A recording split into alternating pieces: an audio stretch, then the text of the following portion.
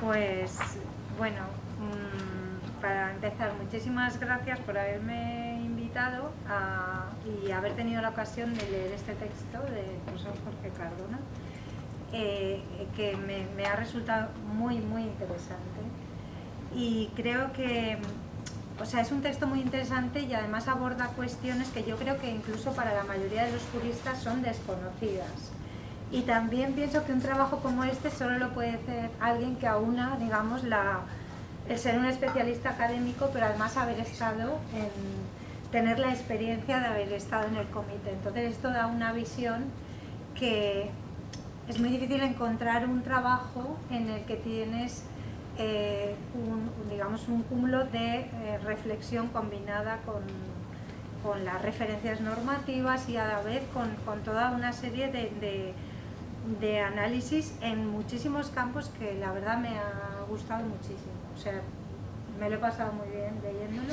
No, y te agradezco haber tenido la oportunidad de que, bueno, Andrés me lo dijo, pero podía haber invitado a un montón de gente en la facultad que sabe seguramente mucho más que yo de este punto en concreto, ¿no? Pero bueno, yo creo o sea, a mí me ha gustado porque también pone de relieve pues algo que me parece fundamental, es que es como los derechos humanos de los niños y las niñas y los adolescentes y los derechos humanos de las personas con discapacidad ha transformado, ¿no? Ha transformado la concepción de los derechos humanos porque necesariamente ha transformado la categoría del sujeto titular de derechos y esto ha tenido unas consecuencias luego en la aproximación a los derechos humanos de carácter general, que no solo afecta a esto.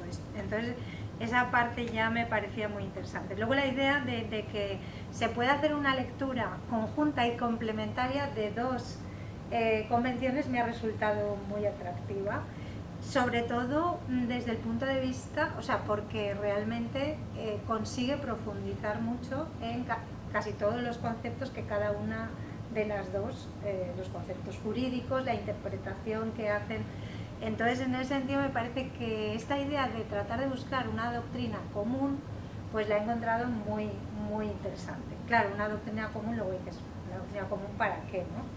Pero bueno, o sea, me parece que avanza mucho en lo que yo consideraría, más que el proceso de especificación, yo lo consideraría el proceso de generalización de los derechos. Es decir, en el sentido de decir, no es que los derechos, lo que hacemos es extender los derechos humanos a titulares de derechos que en principio estaban excluidos de ellos, ¿no?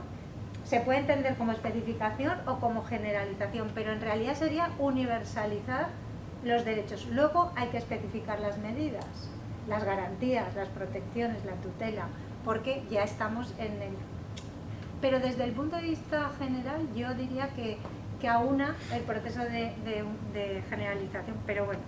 Y por otra parte, pues no, el texto me ha gustado mucho, las aproximaciones mutuas, tanto terminológicas, conceptuales, las que son más de concepción, las que son más epistemológicas, ¿no? De, digamos, los modelos de los que parte, la perspectiva, me ha resultado muy interesante. Bien. Y también comprobar algo que bueno, ahora me ha gustado mucho, me ha interesado comprobar. Tú dices, bueno, hay una transformación importante, y es que la Convención de los Derechos del Niño se redacta o se desarrolla en el marco de una concepción de lo que denominaríamos el modelo médico, y sin embargo ahora se puede leer desde el modelo social. O sea que la propia convención, sin modificarse, tuvo una lectura y luego puede tener otra. Y yo estoy de acuerdo con esto, y sobre todo estoy de acuerdo después de leerte, pero yo diría que sí, pero creo que en las cuestiones más,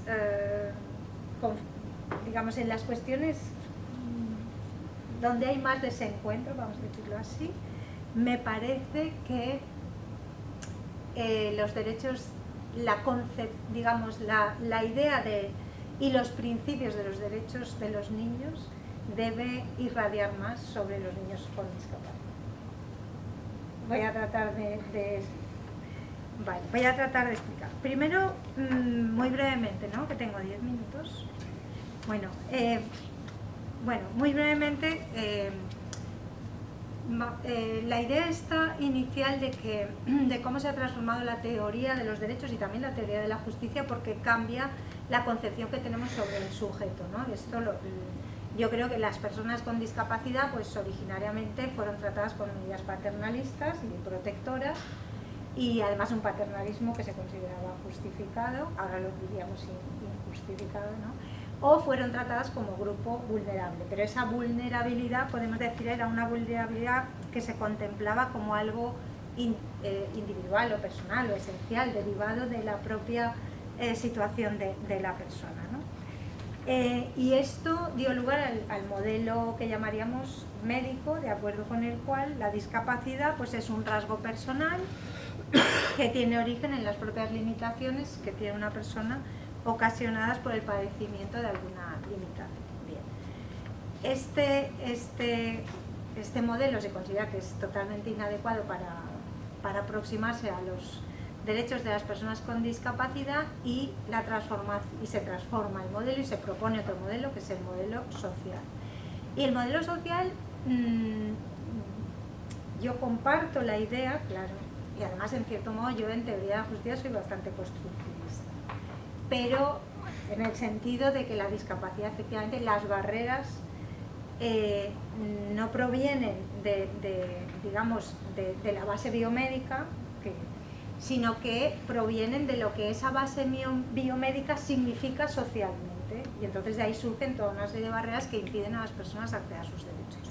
Y esto yo lo comparto, lo comparto. Esto, sin embargo, entonces esto lo que ha llevado también es a renovar o a transformar, vamos a decir, el propio concepto de autonomía. El propio concepto de autonomía, el propio concepto, digamos, de un concepto como renovado de autonomía, que se ha hecho como un concepto mucho más complejo, que ahora no vamos a...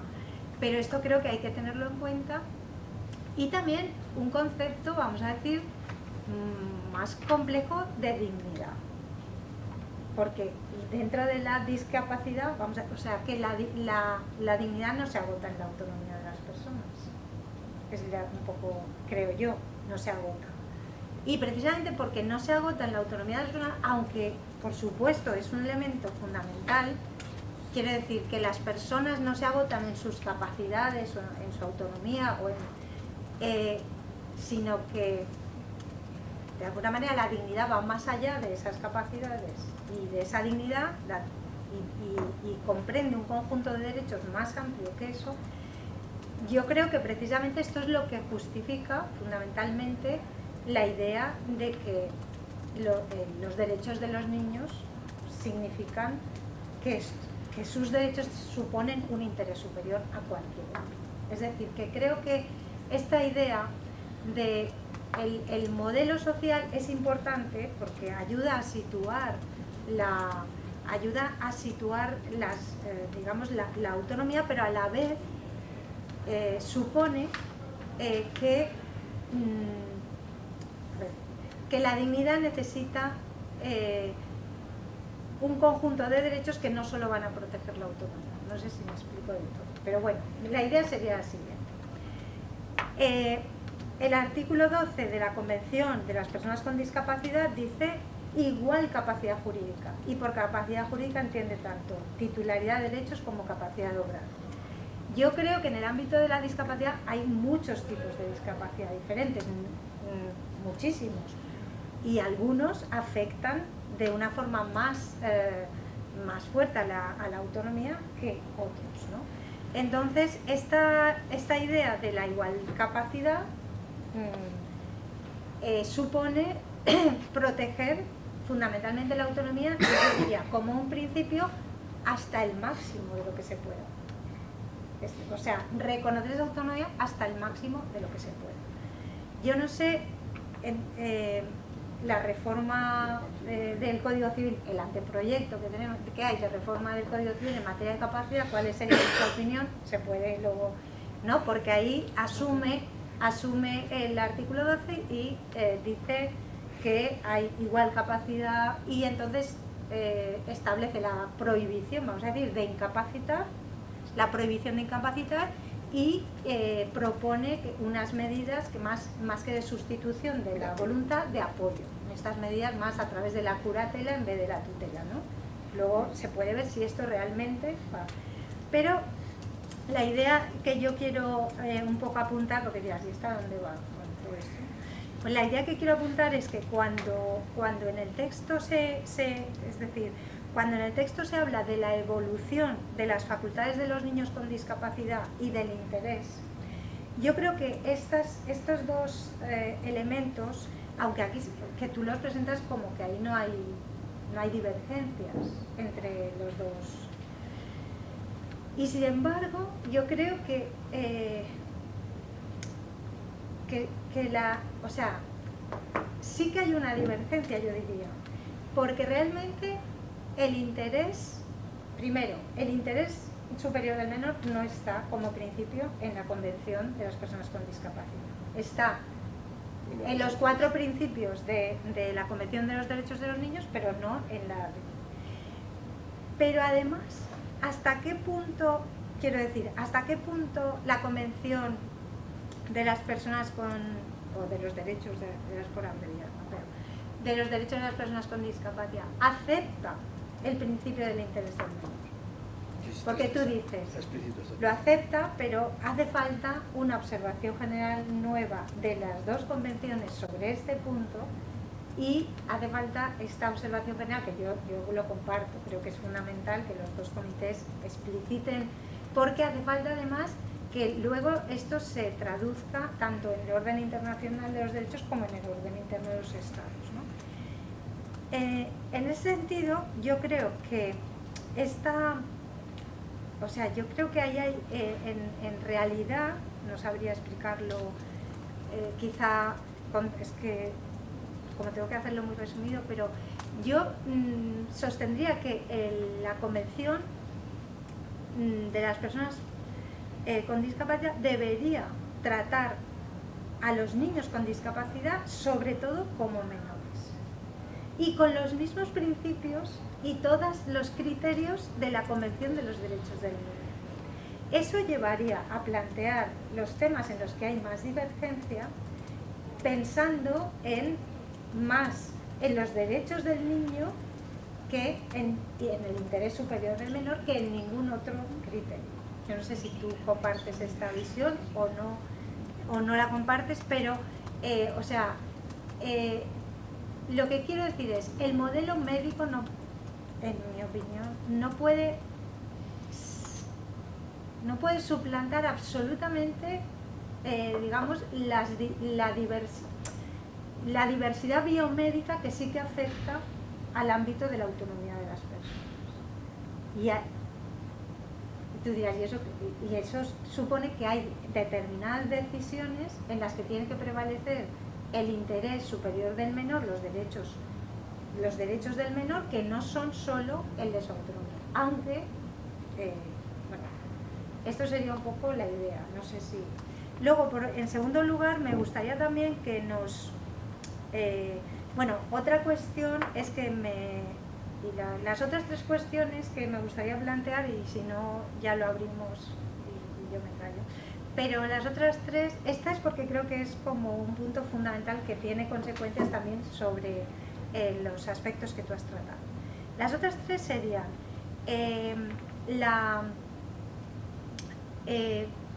más metodológicas. Bueno, una es cómo articuláis en el Comité de los Derechos del Niño el derecho del niño a ser oído. Es decir, eso en el comité, vosotros habéis escuchado a los niños para redactar las observaciones generales y un poco cómo habéis hecho esto, y como propones que también en el comité, el otro comité debería escuchar, ¿no?, a los niños con discapacidad, no a las personas con discapacidad, sino a los niños con discapacidad, y cómo metodológicamente podría hacer eso. Luego, otra cuestión que me interesa también es cuando un comité tiene que decidir, por ejemplo, sobre esta última cuestión de en qué sitios, digamos, en qué sitios van a vivir los menores, en familia, en instituciones, o sea, ante una cuestión como esa, científicamente, o sea, a qué, digamos, a qué especialistas consultáis o qué tipo de informes se preparan para, porque hay otras cuestiones, por ejemplo, en el caso de, bueno, en otras muchas que, por ejemplo, para tener en cuenta la evolución psicológica de los niños, por ejemplo, tendréis en cuenta teorías que a lo mejor científicamente son unas y luego pueden cambiar. Y al hilo de esos cambios el comité no sé si cambia también o no. Bueno, y luego la última cuestión es una cuestión que planteamos hace un año aquí y que es por recordarla. No, por saber tú. A ver, un poco la legitimidad de los comités como órganos de los tratados, pues su legitimidad no se pone en cuestión cuando el legislador del Estado asume una observación general o asume una recomendación y entonces modifica las normas de acuerdo con lo que el comité ahí no hay duda de que se acepta el comité como un órgano legítimo para proporcionar ese criterio y el Estado lo... Pero esto no pasa por los jueces, ¿no? Los jueces no se sienten vinculados y entonces eso un poco es tu opinión al respecto, porque además cada vez ya hay más decisiones en las que los jueces dicen no, los tratados son vinculantes, pero las decisiones de los comités, eso, salvo que el legislador quiera incorporarlo al sistema jurídico, entonces eso, bueno, pero no, me quiero darte las gracias de verdad porque ha sido una ocasión estupenda de poder leer esto y me ha gustado muchísimo. Y la ley todo esto, el texto en No, español es un traductor automático. Ah, pues mira. Lo digo porque no da fe. Sí. He puesto el texto en inglés, que es el está cierto, pero... sí. Pues muchas gracias, María José.